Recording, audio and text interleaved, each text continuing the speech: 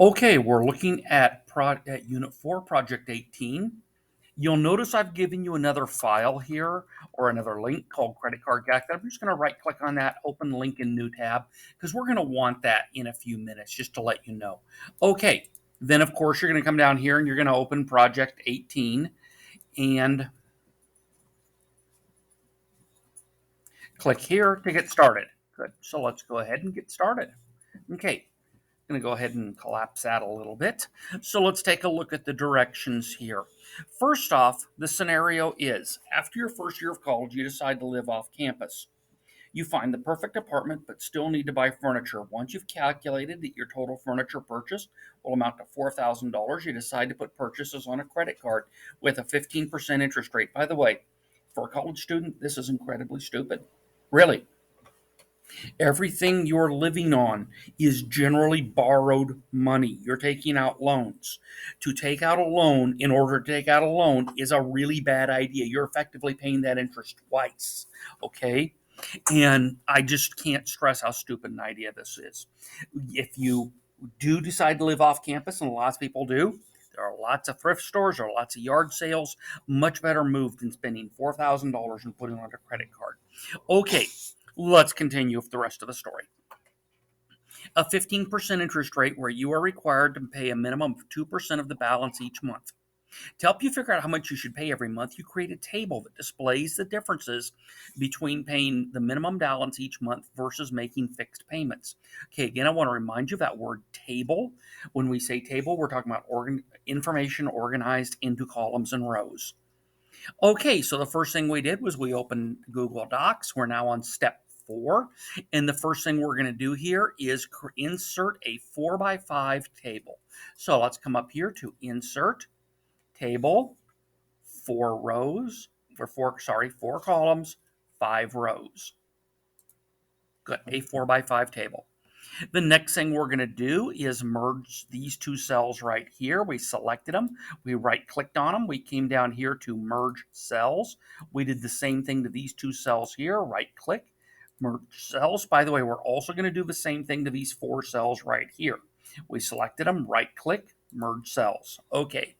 We've done plenty on selecting cells, so I didn't spend a lot of time on how to do that. Okay, next. Key in the text as shown. Okay, so I'm just going to drag this over here so you see what we're looking at. Okay, and we're going to this page right here, and you can see that that's page 80 in your PDF. Okay, so we're just going to go ahead and key that information in. And of course, I'm going to pause for a minute and do it. Okay, at this point, I did have a few kids who asked an honest question of why can't we just copy and paste it? And I do want to show you something on the copying and pasting. So 80, remember, did I get rid of that one? Yes, enter. By selecting the one, sometimes we can do that. Okay, I'm going to come down here, and I'm going to be very careful to select this section right here. I'm going to go ahead and right-click on that, copy. Come back over here. We're going to do that to a few of them, but I want to show you something to be aware of. Control V. Notice it comes in really ugly. What's more, there's a faint coloration behind it. This is one of those things that honestly tells your teachers that you just copied and pasted and didn't do a very good job of it. So the formats are awful. So if you do copy and paste, and I'm going to copy and paste the rest of this in, you need to type something in, like in this cell right here, just type the word word. Good, word. And it doesn't matter what you did. Now I'm going to click on that. I'm going to use Format Painter, and I'm just going to drag that over this stuff here. Now note, I still need to backspace. Come to here, backspace, to stitch it together so it looks a little bit better. We don't really need that word anymore. So now I'm going to come over here. I am going to copy the rest of these in because I had students who wanted to do this, and I want to make sure you can do it and still turn out something that looks decent. See, it wasn't that easy to select, but we will manage to select it. Copy. We could have pressed Control C, as you saw right there. Control V. It's going to look ugly. I'm going to copy it all in first, okay? Oh, come on. It is not. Oh, Control C. Control V. Coming back over to here. Yeah, we're just going to go ahead and do this. Control C. Honestly, a lot of students find it easier to key this in, just to type it, Control V, because it isn't that much text here. You can see that even though I do this all the time, Control C, Control V. Okay, I'm going to scroll down a tiny bit here. Come over here again. Yeah, the noises you hear in the classroom here is my dog wandering around. It's a Sunday. It's easier to come in on Sunday and do this stuff. Oh, come on. There we go. Control C. Oops. Control V. Now we're going to do what you're used to seeing me do. Click here, Format Painter, drag it over, backspace, Format Painter. Did I hit? No, I did not. Format Painter. Good. Backspace, Format Painter. Okay, I missed, you see the question mark there. I missed the question mark. There we go. Okay, and backspace, Format Painter.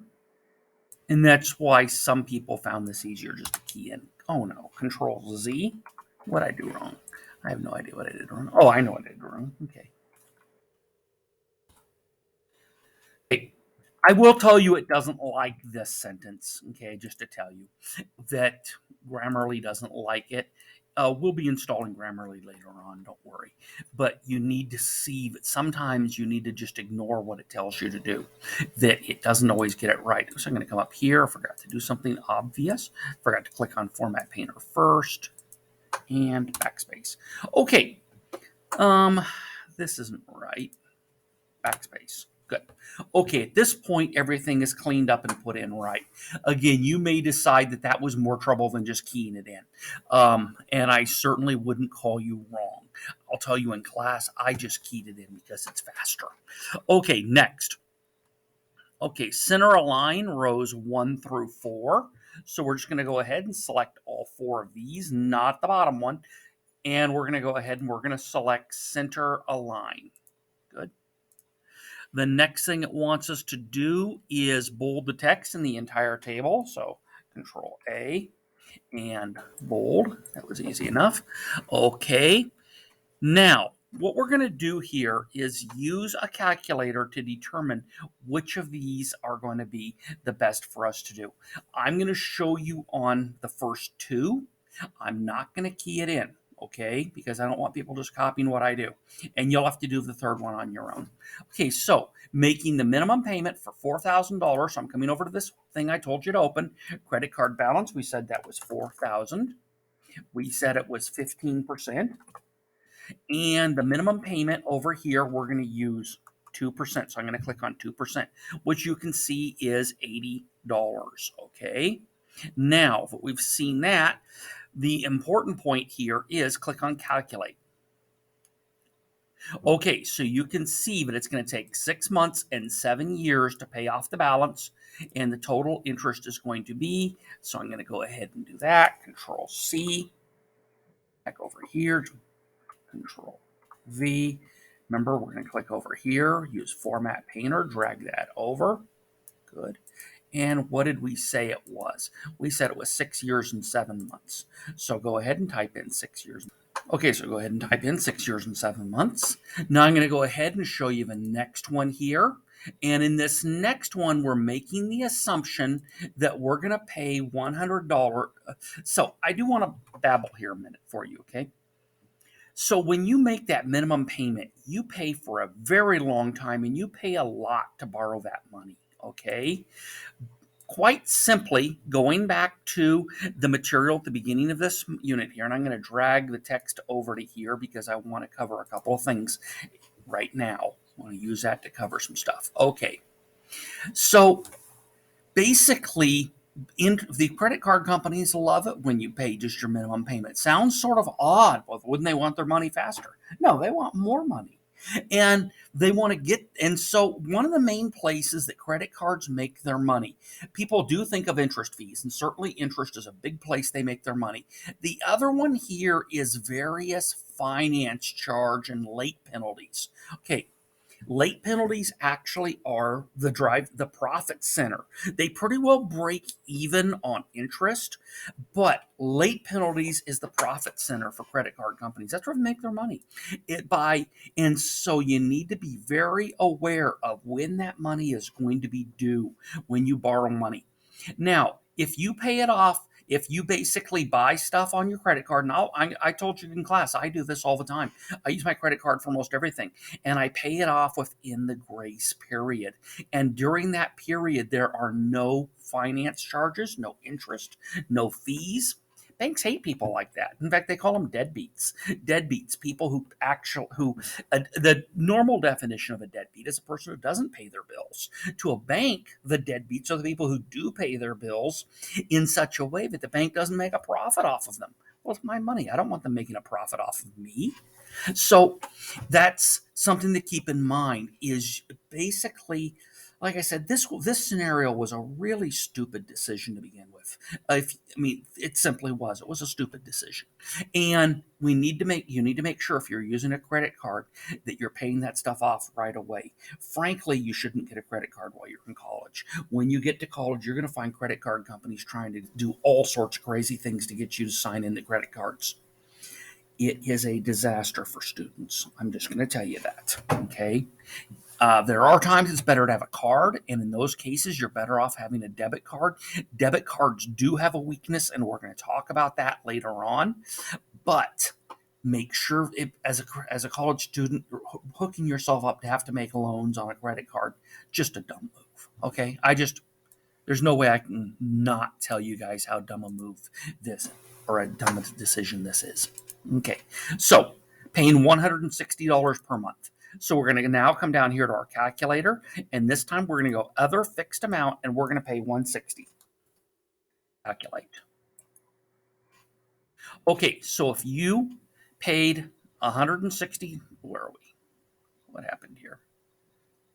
Other fixed payment, 160. Calculate. 2 years. Oh, there we are. I just, for whatever reason, didn't see it right there.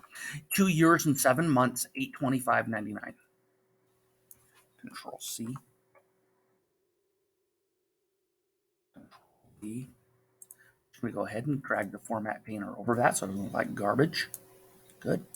And what did we say here? I think we said 2 years and 7 months. But if you think I remember that far, aha. So here you'll type in 2 years and 7 months, and then you're going to calculate it as if you were paying $200 per month. Okay. I see another mistake down here, by the way. Okay, that's fixed. Now, what you're going to do here is you're going to tell us which of those scenarios is better. Now, one other thing I want you to do for full credit is I want you to calculate one more payment, a payment that would work well for you. Okay, like I said, this was entirely a bad idea to begin with, but a payment that would work well for you. In other words, I want you to figure out a different month, a different payment number to show that you did figure out how to use the calculator, and you're going to put that right in here, okay? And you're going to explain which of these works better for you and why. Okay, so you're going to write a couple sentences down here. That was it.